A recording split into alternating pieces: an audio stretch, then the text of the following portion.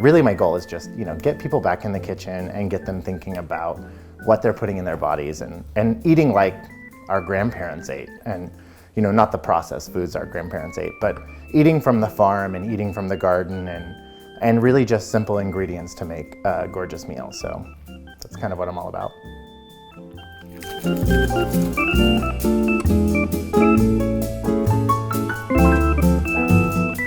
Hi, I'm Dunn from Pesto Potatoes, and today I'm going to make my dairy-free pesto. I love this easy recipe. You can do it in just a few minutes. And the nice thing about it, it's such a flexible sauce. You can use it on top of seafood, and it kind of goes well as like just a dip with some fresh veggies. So I love it. I love how flexible it is, and I promise you can make it.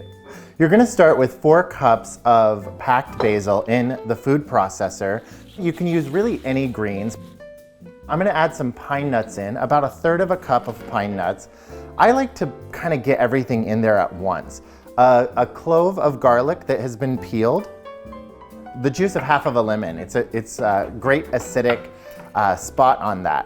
And I'm just gonna pulse this for a little bit and kind of get it going. You want to stop and scrape down the sides just to make sure that everything is well incorporated. At this point, things are pretty chopped up, so I'm going to add just like a pinch of salt and a little bit of pepper. I like to do a little bit of spicing as I go, and really just to kind of get things going. So I'm going to pulse this for a couple seconds here. I'm going to pop off the top of my food processor, and I have half of a cup of really good olive oil. I'm gonna run this on low and drizzle that olive oil in the top of the food processor and kind of go slowly. I'll probably stop about halfway through, kind of eyeballing it. I know what it needs to look like, but you wanna always, again, scrape down the sides as you go so everything gets well combined. Okay, so half my olive oil is in there, and I do need to scrape down my sides a little bit. Some of that basil has kind of popped up here in the food processor.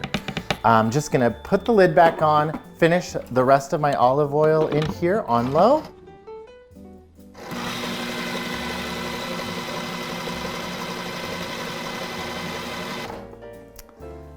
And then I'm gonna have a gorgeous pesto. You can mix it with a little extra olive oil, and it does really beautiful on a salad. And it stays in the refrigerator. I store it in a mason jar for 5 to 7 days. One thing that's different for me than a lot of people who are in this like food blogger space or food blogger world is that I actually eat everything I make. So if I'm making it, I'm eating it because I don't waste.